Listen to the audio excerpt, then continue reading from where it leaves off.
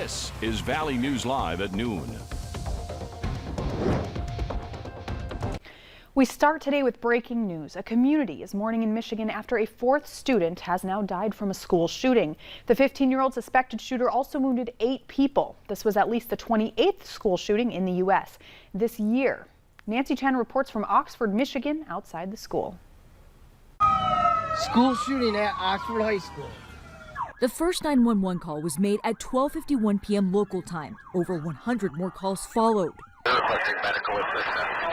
Multiple ambulances if possible.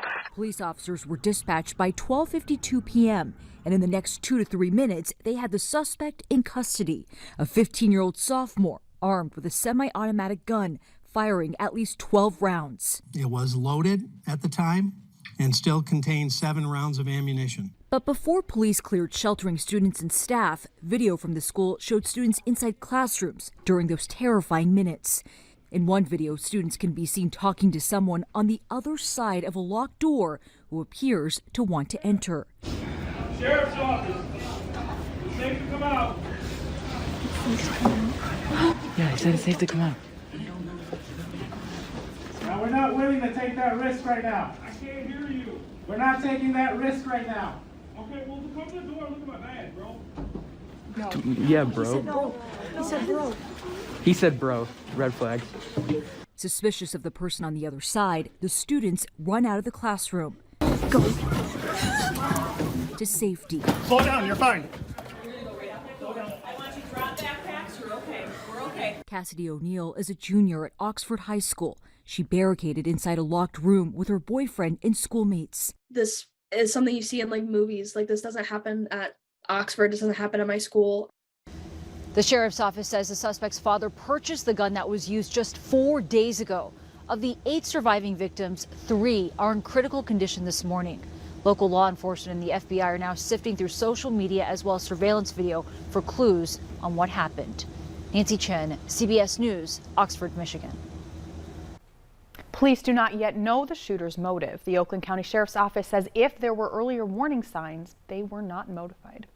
This afternoon, we'll see some seasonably warm temps, quite different from this morning when drivers experienced icy roads. Here to break it down for us is meteorologist Lisa Green.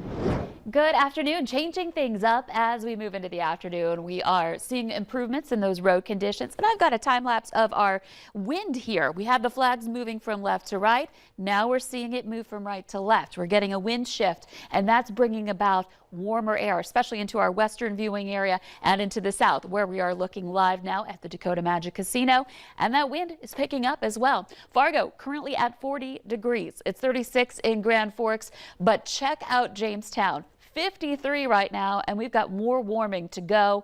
Sunshine there. Bemidji's at 39, so a little cooler in that area with mostly cloudy skies. And we're in the 40s in Fergus Falls and in Devil's Lake. So looking at our winds, still getting some wind more out of the south or southeast, or southwest rather, in the east, and then a more westerly wind kicking up in our western counties. And this will be the difference maker, along with some sunshine happening here in our western counties. Here's a view of our latest radar and satellite loop. We still have some clouds hanging around the Fargo area, so the warming hasn't been as rapid.